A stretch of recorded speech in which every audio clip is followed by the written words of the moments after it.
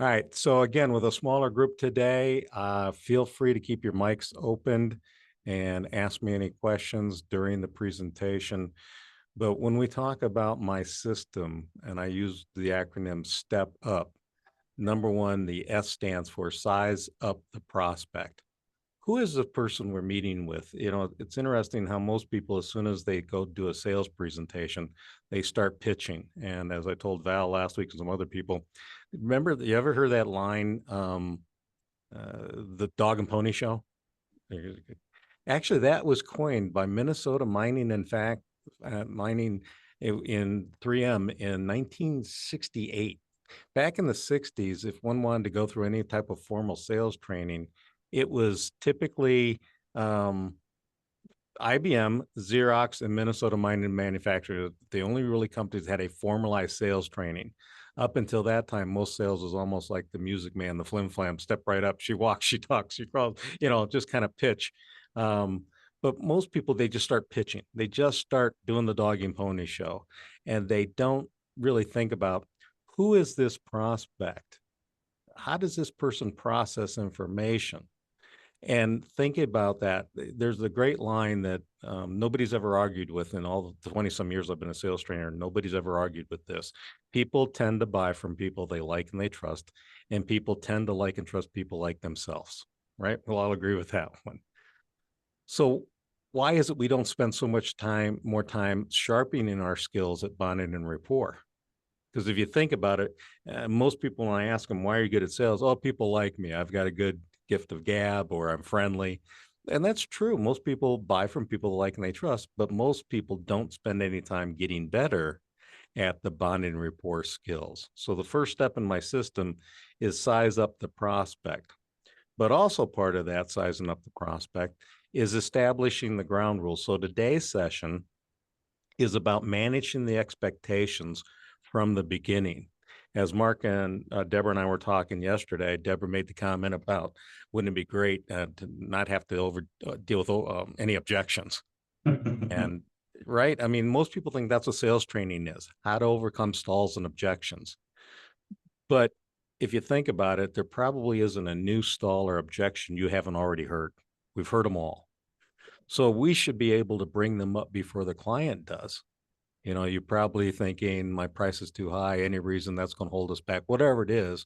Manage the expectations instead of waiting until the end and start fighting up stalls and objections. So the first thing we do after bond report is establish the ground rules. So that's what we're going to talk about today. Lay the ground rules for the conversation, how this is going to go. It's amazing. Buyers don't really want to have to, tell providers what to do. They want you to be a trusted advisor. And I don't think there's anybody I've ever trained that didn't say, yes, that's my goal, is to be a trusted advisor. I don't want to be a pushy salespeople. I hear that all the time. Well, here's my definition of a pushy salesman. You are a pushy salesperson anytime you're selling for your reasons instead of the customers.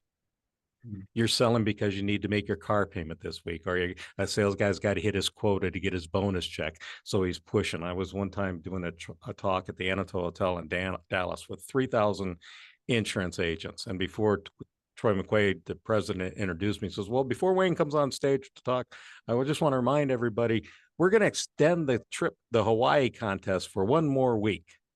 So you got one more week to get your sales in to qualify for the trip to Hawaii. And at the break, I heard this one guy go, man, I'm selling everybody this week. I don't care if they've got cancer, heart attack, stroke. I'm going to write a policy for everybody. And I went up to, I says, what are you talking about? How can you do that? He says, well, they'll get all their money back if they're rejected. I just want to make the sales now, and then they'll get a refund if they're rejected anyway. So he was selling for his reason. And think about, and I said to him, there's what's called the MIB in Boston, Medical Information Bureau, where insurance companies share records. So if you're rejected by one company, that's going to track and follow you. Yes, he'll get his money back, but now it's in his records. He was rejected for health care. So I just really, it really bothers me when salespeople sell for their reasons instead of the customers. So always think about what's best for the customer. And if you do that, you'll do okay in sales anyway. But we don't typically articulate to the customer how we're going to go with the sales process. It's kind of like, think about it tonight, in a moment of weakness. you agreed to meet with an insurance salesman tonight to get life insurance. And he shows up at 6 o'clock. And as he starts going through his pitch book and pitching, well, if you had bought life insurance, a term policy back in 1932 during the Great Depression, that'd be worth $1 million. What are you really thinking when he's trying to pitch? Like, well, where's he going with this? And how long is this going to take? And boy, Survivor comes on in 20 minutes. How do I get him out of my house? Because the salesperson didn't do a good job of establishing the ground rules. So you would never, ever, ever go to a meeting, a city council meeting, a conference without an agenda. Yet, do we set an agenda with prospects? So when we start the meeting, we don't really sit there and say, hey, it should sound like this. Hey, Mark, I was thinking before we got going, would it make sense if we just set a little mini agenda on how we'd both like this meeting to go and end? Would that be fair? Would that make sense? See, just do something very neutral like that. And it because a lot of people, when they do what's called an upfront contract, they just jump into the upfront contract. Then the client goes, well, what are you doing? What's going on here? Just have a mini conversation after the bond report. Hot enough for you? You know, boy, we sure got a lot of rain, whatever the conversation is. Just say, hey, you know what, before we got going, I just thought maybe we should set a little agenda on how we both would like this meeting to go and end. And the key here is, would that be fair? Does that make sense? Because your mama taught you to play fair and to make sense. So it's conditioning when one says that, hey, would that be fair? And the person's like, yeah, that makes sense. Yeah, that'd be fair. Now you sit there and say, okay, let's review how we both would like this meeting to end. And then discuss the time. How long, when we set this up, you said this would take about 45 minutes. Is that still good? Now, I don't care how they answer that question. No, I forgot. I got to pick up the kids after soccer practice. The next thing is, okay, in 15 minutes, other than my price, what do you expect to get in the next 15 minutes? And they'll realize that maybe the expectation they gave you isn't realistic. But prospects do that to you. See, prospects aren't bad people, but they want your price. They want to know what you know, and they want it for free. And they want to get your price as soon as they can and then decide, I don't need you anymore. So they'll say things like, yeah, I've only got 10 minutes. So can you just get to it? Well, that's not fair to you because maybe you don't have enough information. So again, this will be a great meeting. If they agree, yeah, it's an hour, whatever your time was. Great. I always do it like this. Val, this will be a great meeting of what? What do you need to accomplish in the next hour for you to say, hey, this was a great meeting. I'm glad I met with Wayne Dean. And they'll give you the real pain. Well, I hope that I can do this. Even if the client says, well, I just hope I can get your price. Yeah, but other than price, what would be paramount? What's the most important thing on your agenda today other than price? So what do you need to get out of this meeting for you to say it's a great meeting? And do you mind if I share with you what I need out of today's meeting? And I'll get to that in the next slide. What do I need to be able to give you the information that you want? What I need to ask you. And then when we get done, there's only 3 likely outcomes to the end of this meeting. Yes, this makes sense. And I usually put in there, most of you guys, I think you're not first call closers. The first time you meet with somebody, they don't write you a check. And you say that to them, hey, typically when we gun, this isn't, you're going to write me a check, but you could decide that you would never write me a check. You could decide that there's not a fit. And at any time during the next half hour, as soon as you determine you wouldn't work with me, I said something offensive, I'm not the person you want to work with, whatever it is, I'm okay with you telling me no. Are you going to be okay telling me no? Because when you show somebody where the exit ramp is, you early in the process, you give them the opportunity to say no. They won't say no because they still want to get all your free consulting. But it does take the pressure off of them. So when you say to them, hey, at any time during this next half hour, as soon as you decide there's not a fit, I'm okay with you telling me no. Are you going to be okay telling me no? And they go, darn right, I can tell you no. Great, appreciate that. And are you okay if I tell you no? And they, well, what do you mean? Well, if this is purely a price-driven transaction, you're looking for the cheapest, lowest price. You're just trying to sell your house in Val's world because you just want to list it. You just want to get it as cheap as possible. You don't care about anything else. You don't, there might not be a fit because I'm not really the cheap. I'm not trying to be the cheapest person. In every business model, there's 3 things I call a triangle. price, quality, service, right? Now, there is no business model where you can be the lowest price, best quality, best service. You'll be out of business in 6 months. You can usually only pick two. It's kind of like Panera's, pick two. you can only pick two. You can have the lowest price, but probably not going to have great quality, right? I mean, a McDonald's business model is quick service, low price. If they started selling Omaha quality steaks, something's going to suffer.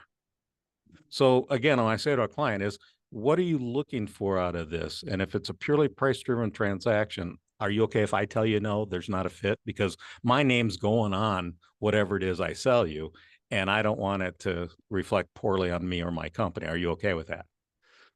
Got it. And so it might not be a yes. It definitely could be a no. But if it's not a yes and it's not a no when we get done, hey, Mr. Prospect, what else could the result be at the end of this meeting? If it's not yes, you're going to write me a check and we're going to move forward. And it's not a definite no, what else could it be? And you have to wait and let the client answer that question. So again, Val's been through this, but I'll ask Mark and Deborah, what do you think? If I say to you, hey, when we get done, it's not a yes, it's not a no, what else could the result of this meeting be? What do you think most people would say?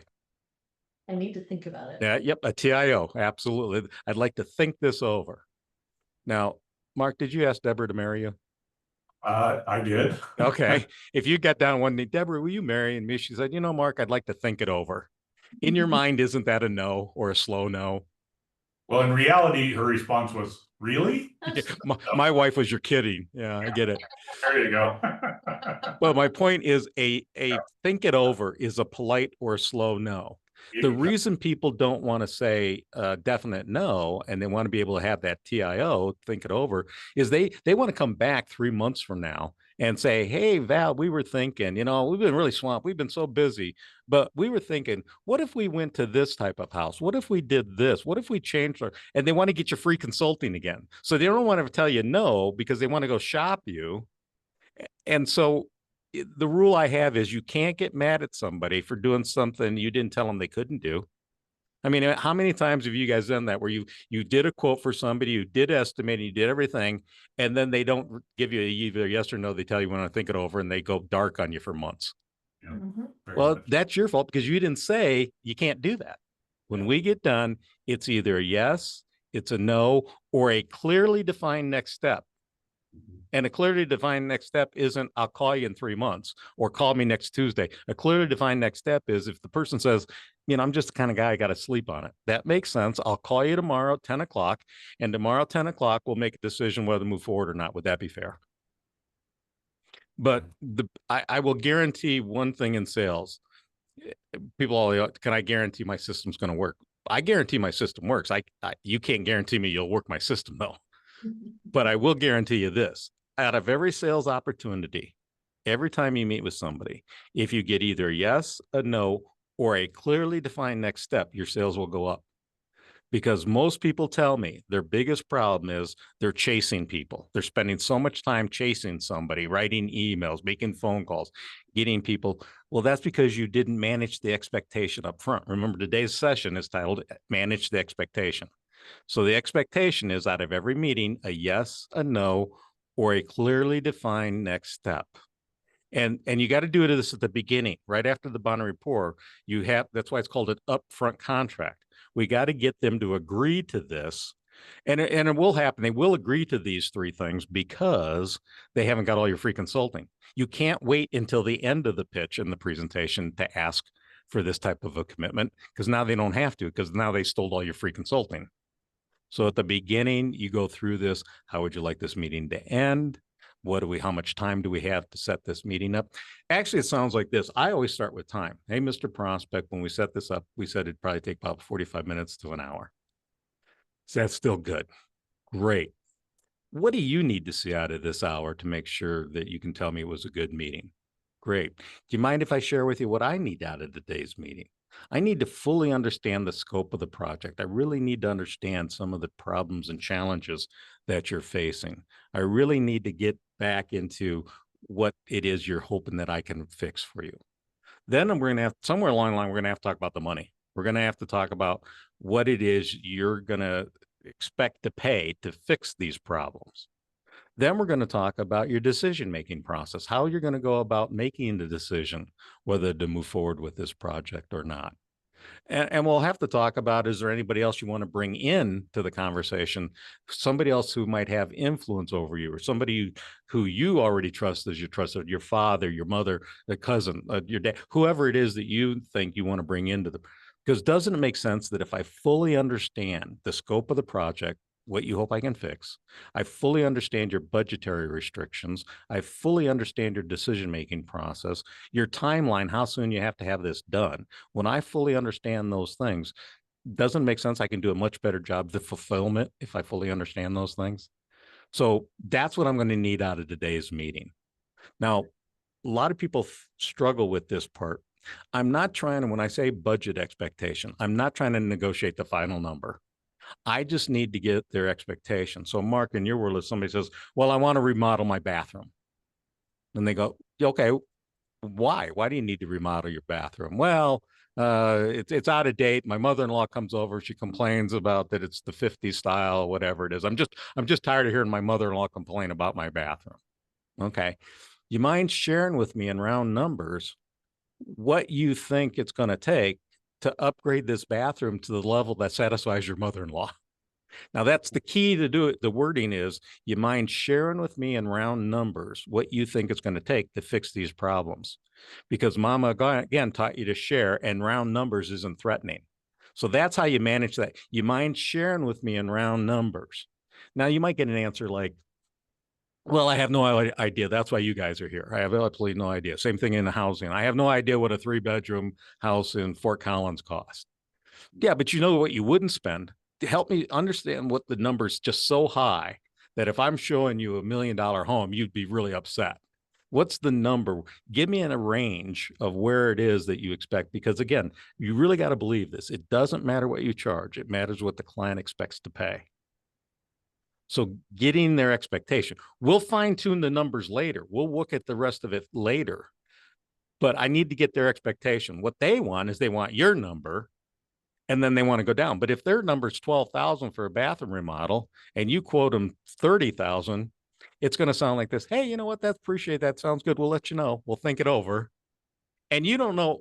Here's the analogy I use and if you'll follow me for a while, you know, I do a lot of stories to people remember stories more than they do statistics. It's kind of like bowling, where the goal is to knock down 10 pins at the end of the alley, but halfway down, you roll the ball down and a curtain comes down to floor length. So the ball goes under the curtain, but you can't see how many pins it hit. You hear, you know, bang, bang, bang, but you don't know if you got them all. Well, that's what the clients are expecting you to do, to bowl without understanding whether you even hit the numbers. So when you give somebody a number of what it's going to cost to do whatever it is they want, and it doesn't match what they were thinking, it'll sound like, oh my God, it's that much. I wasn't expecting that much. And now you got a tap dance. Well, maybe we can do this. And maybe, you know, we're building an airplane for my youth program here. And I went to a company and asked, hey, what would you charge to vehicle wrap this entire airplane? We don't want to pay them. We're going to vehicle wrap it. And then instead of saying, well, what's your budget for yours? The guy goes, oh, for that plane, 34,000. And I went, the plane itself only costs 34,000. And we're not spending 34,000 to vehicle wrap the airplane. And he goes, well, maybe we can do it for 14. He went for 34 to 14. What am I thinking? Yeah. Exactly. Val shaking her head like, man, that means you were trying to build that kind of profit margin. What kind of company? I don't want to deal with a company like that. Instead of him saying, hey, appreciate that, Wayne, we'd really like to work with you. A youth program would be fun to help kids get into aviation. You mind sharing with me in round numbers what you think is going to take to vehicle wrap this thing? Because I was thinking this, I already did some pricing, which most people already do. I already did the pricing. The material is only going to cost about $3,000. And I was thinking, you know, for man hours and labor, I was thinking maybe $6,000. But if you'd asked me that, the idea is it works like this: manage the expectation. Somebody says, man, I was thinking 12,000, but they give you different things and it's actually going to cost 20 to accomplish what they want. That's when you can come back and say, interesting number. How'd you come up with 12,000? Say, right? Because they didn't pull it out of thin air. Somewhere they got that number. And it could be even like, well, I went to Home Depot and I priced out a commode and I priced out a vanity and then I added double for, and he came up with the price. You can say, suppose that's not enough. And then, well, what do you mean? So, well, suppose we get into it, instead of going to builder's grade, you want to go to a higher level tile, you want to go to a little bit more fixtures, and it ends up being more than 12,000. Would we be done? I mean, is 12,000 the max? Or then they'll come back and say, well, maybe we can come up with more.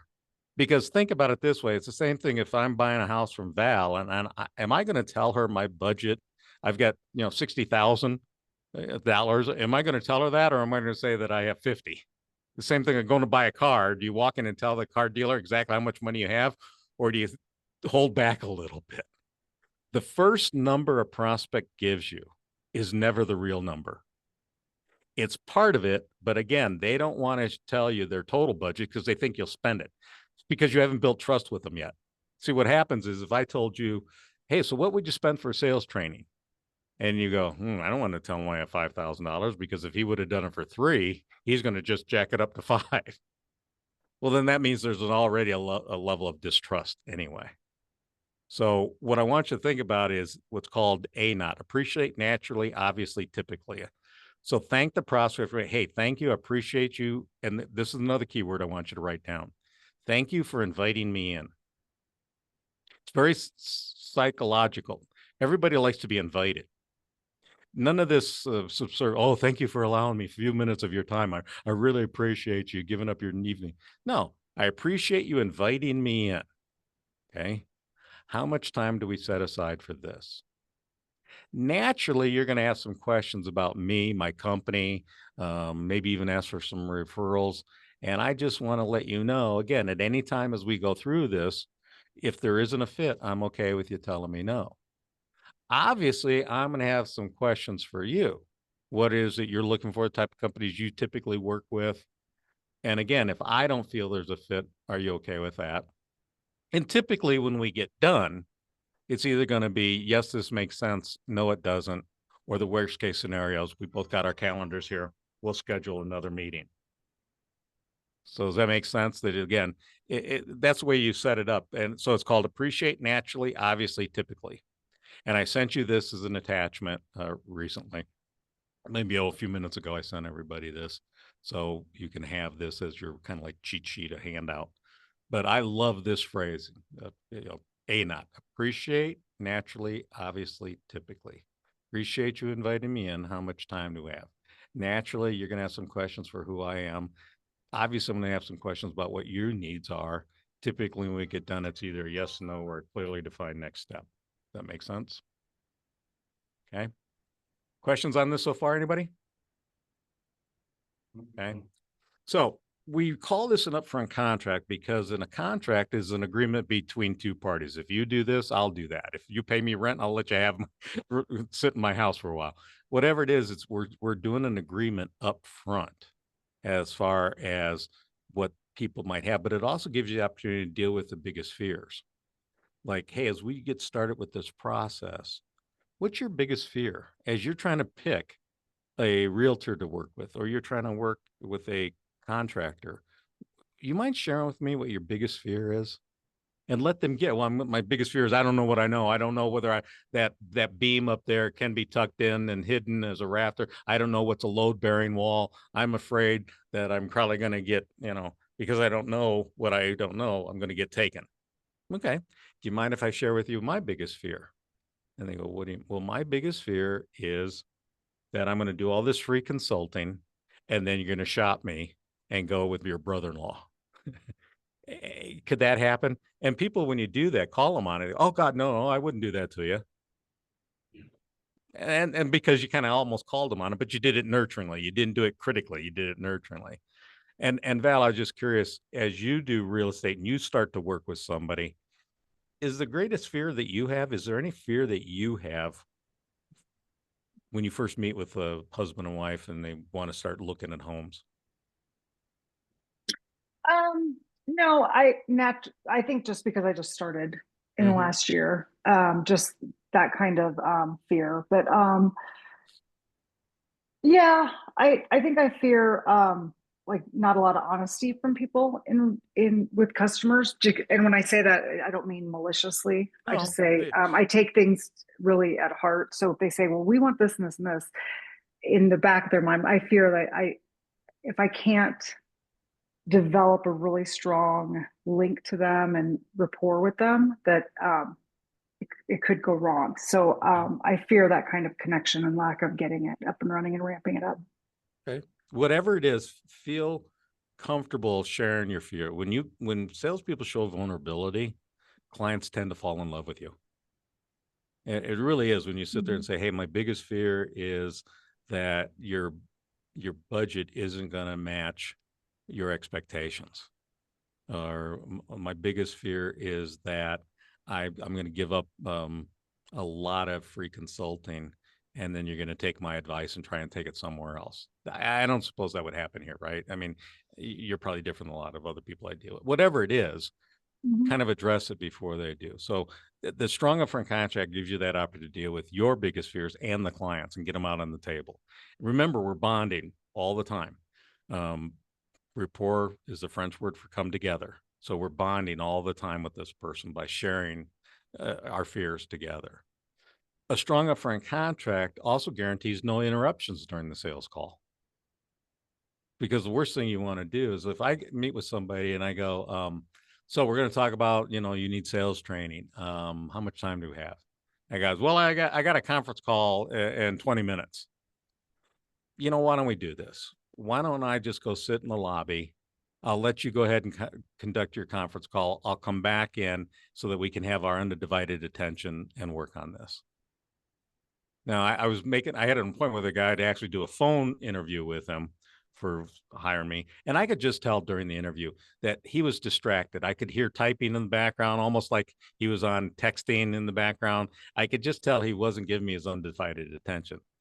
So nurturingly, I said, hey, Robert, I can tell something's going on, and I can appreciate that. We're pretty busy people. Why don't we do this?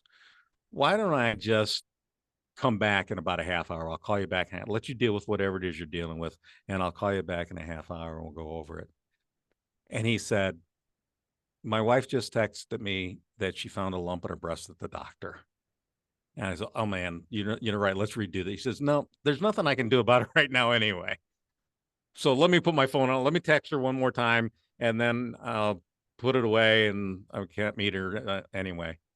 What if I had said, damn it, Robert, we set this up. I set this on my calendar. Now give me your undivided attention.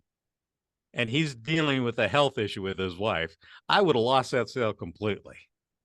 But by doing it nurturingly, and you have a right to somebody's undivided attention. You shouldn't have to do a halfway presentation, but do it nurturingly. And that's what the upfront contract does. How much time do we have? What do you hope we can accomplish in this time? Do you mind if I share with you what I'm looking for? And that strong contract also requires that a decision is made immediately after the meeting. Not one of these, yeah, we'll think about it. Hey, and if somebody at the end reneges on the upfront contract, I'm surprised nobody's asked me about that. You'd agree to be, when we get done, it's a yes or a no, or a clearly defined next step. And at the end, the person doesn't say no, doesn't say yes, but also won't commit to another meeting. My system is that's a no. If they won't agree to another meeting, in your mind, you have to say, sounds like it's a no. And they go, no, I just need to, I'll call you. You're just like those girls in high school. You never called me either. Come on. And it's okay. It's all right. It's so when you push that, no, it sounds like it's a no. No, I can't make a decision right now. Oh, I'm not asking for a decision. I'm asking for another meeting. If that's what it sounds like, that you don't have enough information to make another meeting, or you're going to go shop, that's fine. Because I want you to think about it this way. If you're buying something, you're looking for a product or service. Typically, the last store you shop at is where you bought it. You need to be the last store they shop at. If you let them off the hook, if you let them say, you know what, I'll think about it and I'll call you. Well, then somebody else comes in and does a better sales presentation. Who are they going to go with? So even if somebody says, hey, you know what, I just can't make a decision. I need to, I've got 3 other bids I'm getting, I got 3 other people I'm talking to. That makes sense. Why don't we do this? How long is it going to take you to meet with those people? Oh, we're going to meet all next week. Great. Let's set an appointment for next Friday. That way we'll be able to compare my product or service to theirs, because you're probably going to show them my service is what I showed you today. So they get to see mine, but I don't get to see theirs. That's not fair, is it? Your sales will go up if you commit to that, a yes, no, or at least another meeting. And if they won't commit to another meeting, you need to think about it this way. It's a no. It's a no in your mind. But I also want you to think about it as this type of a no. It's a no forever. It's a no for now, but not forever. But the ball's in their court now, not yours, and you're not chasing them. I mean, I've had this all the time where somebody wouldn't commit to a yes, no, or even a clearly defined next step. And then I don't chase them. And then 6 months later, they call, hey, Wayne, yeah, we didn't get what we wanted. I love those people because they have pain. If they go somewhere else and then they don't get the service that they expect, they always come back to me because I should have gone with you to begin with. Yeah, I went cheaper. So, but again, I didn't chase them.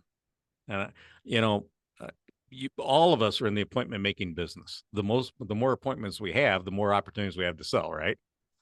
And a lot of people complain about time. They come to me and, Wayne, do you have a time management program? And I go, the problem with most people time management, they don't understand there's a start and finish to everything. And they're spending time chasing somebody instead of going after a new prospect. So manage that expectation of those people and have a strong upfront contract. So again, this is what I tell people. I need to understand the scope of the project and the issues you hope to fix. I need to understand your timeline, how soon you're looking for this. And especially in Mark and Barbara's world where people are sitting there saying, well, I want to remodel my home by Thanksgiving, right? Because I want to have everybody over at my house for Thanksgiving dinner. And you can sit there and say, suppose we can't do it by Thanksgiving, but we could do it by Christmas. Would you still consider us as an option? That kind of thing. Understand their budgetary restrictions. And again, we're not negotiating the number now. What we're trying to do is the step is binding rapport, upfront contract, pain, budget, decision, those things. Once we know those things, we understand how they can make a decision, we understand their budget, we understand their pain, then you do fulfillment and you can talk about the price. And it might be at that time you negotiate, say, well, for this bathroom, if you want it, a bathroom for 12,000, you get this. But if you want the heated tile floors, you want the extra upgraded mowing faucets, whatever, it's going to cost you 20. Any reason you wouldn't go with the $20,000 bid? So that's how you manage the expectation. So again, when we talk about Mr. Prospect, would it make sense if I fully understand the scope of the project, I understand your timeline, the expected budget, and how you typically go about making a decision, I can do a much better job of fulfillment. And they'll always, I've never, ever in 20 years had anybody disagree with that. I've always had people, that makes sense. And then I go right into the process of, hey, I'm going to talk, I got to really understand and ask you a lot of questions. I'm going to ask you a lot of questions. I hope it doesn't sound pushy, but I didn't walk in with a preconceived notion of what home you wanted or what neighborhood you wanted to be in. I'm not going to push you. I need to ask you a lot of questions. I'm probably going to ask a lot more questions than my competition would. I hope that's okay, because I need to fully understand what the scope of the project is and really ask you a lot of questions. I hope that's okay. And then I'll do the present. We don't tell people what our sales process is, that we just hope they figure it out. So tell them up front, hey, I'm going to I'll ask you a lot of questions today. Today is information. Then I'm going to do a design concept for you. Then I'm going to come back and lay out for them today. I might not be able to give you a price. I can give you a ballpark, but I'm not necessarily going to give you everything today because I don't know. I hope that's okay. If you wait until the end, when the person is expecting to get a price and then you don't give it to them, you frustrate them. And again, remember the title of today's session, manage the expectations up front, set an agenda, explain to people what the process is going to be. I had you guys, Mark and Deborah, with Chad in Madison. One of his biggest competitors is a company called Mad City Windows, and they do everything. Mad City. I mean, they're more of a quantity, kind of more of a quality. Just turn a budget. The guy came to give me a bid on windows. And I called him. I said, yeah, I'd like to get a bit. Well, he comes to my house, and for a half hour, he's walking around my home. He didn't even come inside. I just see him outside. He's walking around the house. Then he comes in, he's carrying a sample window, and he starts going through this features of this aluminum clad window. And then he starts going through, and again, it's about an hour later. I mean, he was supposed to be at 7. He did there 7, but he didn't even come in till 7:30. And at this point, I'm just like, I do want him out of my house. And again, he's got, well, it's gonna cost about $37,000 for all the windows in your home. And I went, man, I wasn't expecting that. That's just way too much. Well, let me call my boss and see what we can do. And he comes back with another bid, another price. But it took him 15 minutes to talk to his boss. He goes out in my garage and talks to his boss, and I don't hear what's going on. You know, it's kind of like you don't get to see Oz. I don't get to see the man behind the curtains kind of thing. And so again, because he didn't manage my expectations, I just wanted him out of my house. And I went with All American windows and doors out of Wisconsin. So again, don't be afraid to ask questions and tell them, hey, this is what I need to ask you to be able to make sure that I can give you what you want. I hope you're okay with that. But manage those budget expectations. Believe this quote: it does not matter what you charge for your product or service. It matters most what the client expects to pay. Now, this is a hard concept for many of my students, because many of my students think that their job is just to bid, just quote, give quotes to people, and let's see what fits.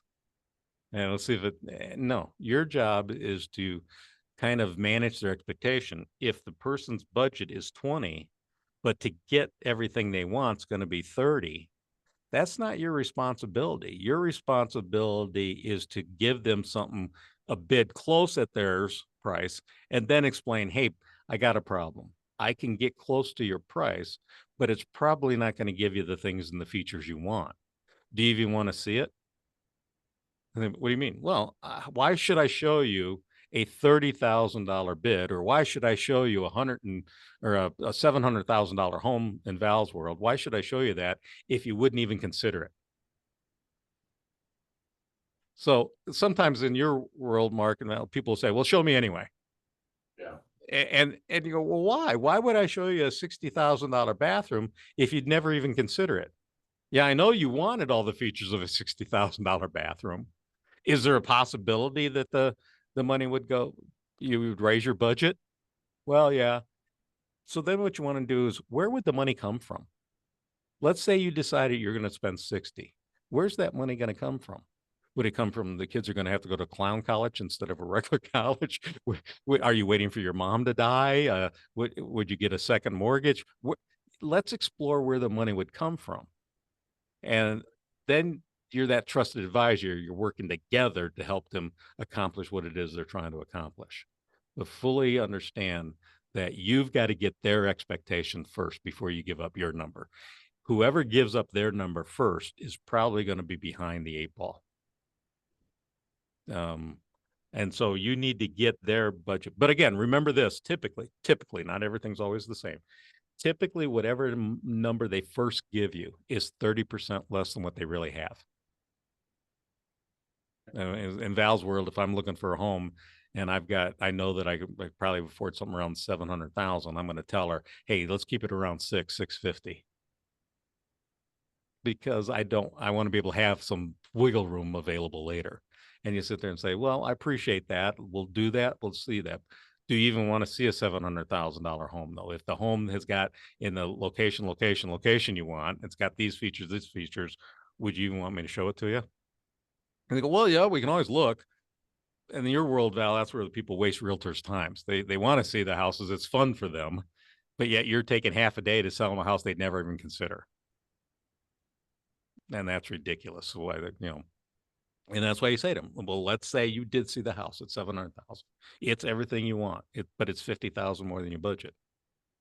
Is it even in the realm of possibility? Did you consider it? You have a right to ask those questions. You have a right not to be a free consultant. You have a right to really figure that out. But you'll know you got my system when you're comfortable saying, you mind sharing with me in round numbers what you think it's going to take to address these pains we talked about?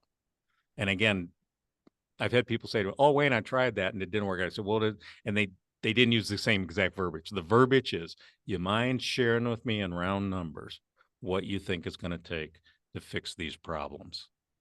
So in the budget step, make sure you review all the pain points. Get into what's the real problem. Review, how long has this been a problem? How long have you been thinking about remodeling your kitchen? How long have you been thinking about, going downsizing, going to a different house? What have you done to fix the problem? What have you done about this? Did you go, driving around to open houses yourself? Did you, did you go ahead and go to the home show and go look at the different vendors there and find out what they've done to try and do this fix this on their own? And then did that work? And they go, no, I got more confused, whatever it is. And so once you've gone through those pain points, now you can ask, so what do you believe it will take on your part, time, money, and effort to fix these problems? When I say the word budget over here on the left, what I want you to remember is budget is three things: time, money, and effort the client has to invest to fix these problems, not just the money. Will the client invest the time? Will they invest the effort? In Val's world, will they invest the effort to get approved for mortgage? Will they finish their last year's taxes that they filed an extension on? Because in your world, you can get delayed. The person can say, "Oh yeah, let's go ahead and look at houses," and they haven't finished their taxes last year, so that you could find the house they want, but now they got to finish their taxes, now get a pre-approved mortgage, and somebody else buys the house before they even are approved.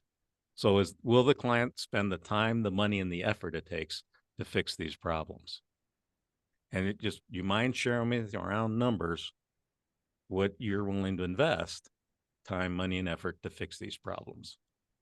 That's what I mean by managing the expectation. Manage these expectations in advance. We are guilty, all of us sometimes, and forgive the verbiage, I hope it doesn't offend you, of premature presentation. We can't wait to pitch our products and services. You have been convinced that you are the latest, greatest, most improved, and you can't wait to tell anybody. But there's a right time to pitch. We don't pitch and we don't give up our free consulting until we really understand the budgetary restrictions. We really have a good agreement as to what the client's going to do with all this information you're going to give them. You really don't start showing somebody a house, obviously, until you've got some of these parameters fixed. I mean, somebody might call you out of the blue and say, "Boy, we want to go look at this neighborhood. I appreciate that. We'd be glad to do that. Do you mind if I ask you some questions?" People can't get mad at you for doing something they gave you permission to do. It's another one of my Wayne. I have about 40 Wayneisms, but people can't get mad at you for doing something they gave you permission to do. So always ask permission to do these things. All right, I think that's my last slide, other than just remember this. You're judged more, and I told Mark and Deborah this yesterday, you're judged more by the questions you ask than the answers you give. So this isn't the time to pull out 20 stock questions that you fire and ask everybody. Really ask questions because you are curious and skeptical about the client's needs. You really are. The worst thing you can say to somebody is, "Oh, you're just like everybody else." I've dealt with somebody just like you before. No, everybody thinks they're unique. So even if somebody says, "Well, I'm looking for a 3-bedroom ranch home," the question is, why? Help me understand. Why a ranch? Well, because my wife's disabled. My wife can't go upstairs. Well, let me ask you this. If we were able to find a primary bedroom on the main floor and the, secondary bedroom or something was on the second floor, would that still work? And let them say, "Oh God, no, my wife can't go upstairs to do laundry, whatever." But at least you gave them an option. If you told them, "Oh, you don't want to just deal only with a ranch, that limits your choices too much." Remember, if you're telling, you're not selling. The favorite words of critical parent is "you should." You know what you should do? When you're telling somebody what they should do, they revert back to their childhood and they revert back to mama telling, "You know what you should do? You should clean your room. You should do your homework." So be careful about using that word. So sometimes what I say to people is, suppose I said, you might want to consider this. Suppose I said, you might want to, Greeley's got a bad rap, but they're building some wonderful homes now on the west side of Greeley that are away from the smell of all the cattle and all that. I suppose I said, we might want to take a look at Greeley. Would that be of interest to you? Instead of, you know what you should do? You should go to Greeley. And somebody might sit there, God, no, I just absolutely not going to go there. As soon as you put yourself out there too much is what they should do, and it disagrees with what they're thinking, you've lost that sale. They'll still sell all your free consulting. They'll still let you show them 12 houses. They'll still let you do a bid for them, but they're going to take all that free information and take you somewhere else. Okay. All right. Questions you guys have, or statements, or, hey, I've got this. I even call them, yeah, but. Hey, Wayne, yeah, but I got this client. How would I manage that expectation? Anything you guys got for me? Stump the Wayne. That's what this one is. Now, I don't have any stump the Waynes. I have a regret that I didn't meet you about 2 years ago and take a lot of heartache with a client that let me do a lot of work for free. So that Really? I just, as I listened to you, I think of some of the simple questions I could have put out there to that would have saved me, you know, lots of money and time. So. Well, there's Dr. Eric Burney did a thing about what's called the ego states, and there are critical parent and ego states that we're in, logical adult, and then our rebellious child states. And clients typically are in their rebellious child state or their adaptive child state. And if you're in the critical state and your critical parent can't talk to their rebellious child, it'll just be a cross transaction. So always be nurturing. You know, suppose I said, one of my builders in Wisconsin had the client came to him and was going to go with this other contractor that he knew, the contractor that I was dealing with knew that was a bad decision. He knew that this guy was and financially strapped and was robbing Peter to pay Paul. He was get one job and get down payment, and he wasn't finishing jobs. Now, what if he had told him that? What if Peter had gone and said, oh, you don't want to go with that guy. That guy's a shyster. You don't want to go. That would have sounded terrible. So he's saying, well, what do I do? Well, make him pull it out of you. Say, hey, Mark, suppose I really knew something. Never mind. I didn't even want to say it. But they go, well, no. Well, suppose I knew something about a builder and I knew you might be making. I hesitate to tell you because it comes across as sour grapes, comes across as trash. And would you want me to tell you? Well, yeah, I want you. Yeah, but it's going to come across as if I say anything bad about the competition, make them pull it out of you so that, because if you volunteer it, you're just trashing the competition. But if they make you pull it out, now you're protecting them when your trusted advisor. So that's, you know, and he came back to me and said, oh, the guy ended up going with me. And I'm sure we probably saved him about $200,000 in a complete addition that he was putting onto his home. And then, you know, 2 weeks later, the client calls him and says, well, boy, I'm glad I didn't go with that other guy because I heard that he's under indictment now. So, you know, but you got to do it nurturingly. You can't tell somebody you don't want to do that, because when you push somebody in a direction, they naturally resist. It's like the opposites of a magnet. So you can't push somebody. Eisenhower said it best, that if I have a string here on my desk and I push it, it'll wad up into a ball. But if I pull it, it'll follow me in a straight line. So asking questions in a nurturing manner is a way of pulling the client to the direction you want them to go, as opposed to telling them. So suppose I said, I don't suppose you'd want to consider this. Any reason you think of this? All types of nurturing questions. Okay. Anything else? On budgets, and what about clients who say, oh, I don't even know what my budget is? Okay, that's a great one. I appreciate that one. So let's use what type of project are we talking about? A bathroom, a kitchen? Yeah, so Okay. kitchen remodel, want to expand out. All right, so it sounds like this. I appreciate that. Always stroke it when somebody says, I don't even know what my budget is. Mm-hmm. That makes sense. But what's the number that is just so great? If I gave you a number, you'd throw me out of the house right now. There has to be. Do you think I could do it for $1,000? Give you a remodeled kitchen for no? Because here's the rule. They always have some idea. That might not be the right idea, but they know what they wouldn't spend. Yeah. Mhm. So you need to say, what would be it's called bracketing. What would be a number so low that if I gave it to you, you thought, oh, I've got to be leaving something out. It couldn't get done for that. And what's the number so high? It'd be the Taj Mahal that there's no way you can. You mind sharing with me in round numbers what that range is? Yeah. Because it's your own head trash if you believe when the client says, I have no idea.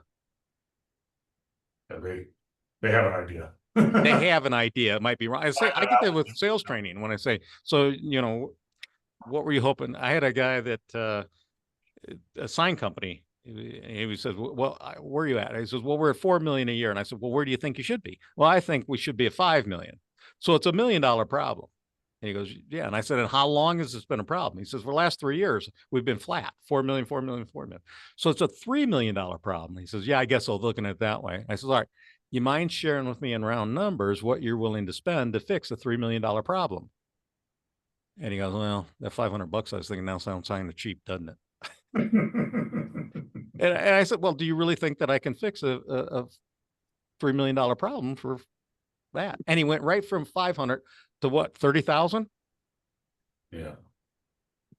So he did have an idea. They always have an idea, but again, you got to remember, they know what they wouldn't spend. They don't really know what it's going to cost. And that's why we're not asking them what you would spend on the budget. We're asking, what do you think it's going to take to fix these problems you have? I'm not asking for a final number. We're just kind of getting a ballpark to start with so that you even know whether it's in the realm of possibility to discuss. Yeah.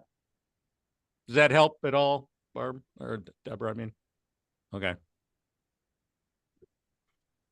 All right. So your assignment this week is this. I mean, if you don't use techniques within 72 hours, we find you never use them.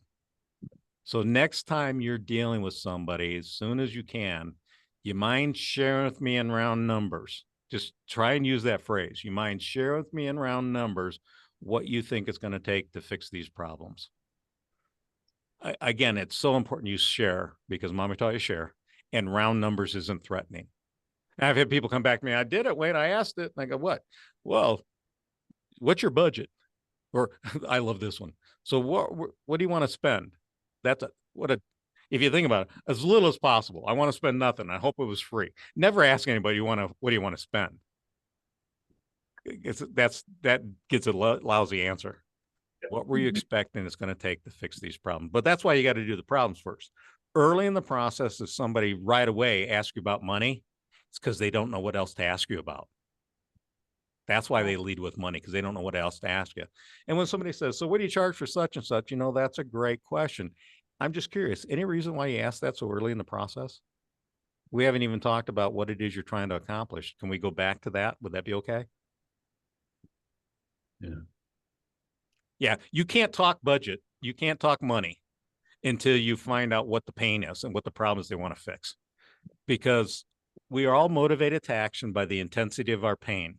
Everything we do in life is for two reasons, either to gain pleasure or to avoid pain. And avoiding pain is the strongest motivator.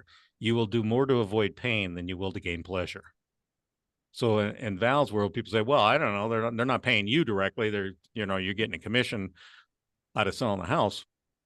But still, it comes down to the pain is if I work with somebody like you, who's more nurturing, more interested in solving my pains than getting your money, your purse lined. That's the pain that they want solved. They want to be able to work with somebody they can trust, somebody they can enjoy the process with, as opposed to somebody that says, well, I've been in business for 20 years. Let me tell you what you need. I know what you need. That might be true. The person does know, been in business 20 years, but that's not necessarily why I'm making a decision to purchase from you. I want to build a relationship with somebody. I want to have an enjoyable process. So again, just go practice. Would you mind sharing with me in round numbers what you think it's going to take to address these problems? All right. Okay. Val, anything from your end? Nope. Is there I'm anything just for trying to next think when week? I can use that. I have 48 different presentations, but is there anything in either of your guys' mind that you'd hope I addressed right away? I mean, we'll get to everything, but is there anything, hey, boy, here's an issue I'm having. Is there any issue you want me to address at the next week's session? I feel like this is a good building block of where we're starting with right now, Yeah. so I can't think of something more additionally, just because I think our biggest pain point is setting that early on expectation of, whether it's Deborah on the phone or me at a first appointment of what that real budget versus what it really will cost, what that delta has been, just to help push it along. So I feel like we have some good tools on that already. Yeah. Well, remember, the clients always think that you can just give them a price. Yeah. They don't understand you've got a process. Do you mind if I explain to you what our process is? Would that be fair? Again, use the verbiage, would that be fair? Does that make sense? It's very nurturing. It Yeah. goes back to messages from childhood. Would that Yeah. make sense? Would that be fair? Because what they're answering is, yeah, that makes sense. Would that be fair? Not necessarily the real question. Yeah. Okay. All right. And then each of you get another hour. So at any time, call me during the month and say, hey, Wayne, something came up. We need your advice. Feel free to give me a holler too. Perfect. Will do. Okay. I'll let you guys go. Thank you. Have a Thanks good for your help. Appreciate it. Thanks, Wayne. You're welcome.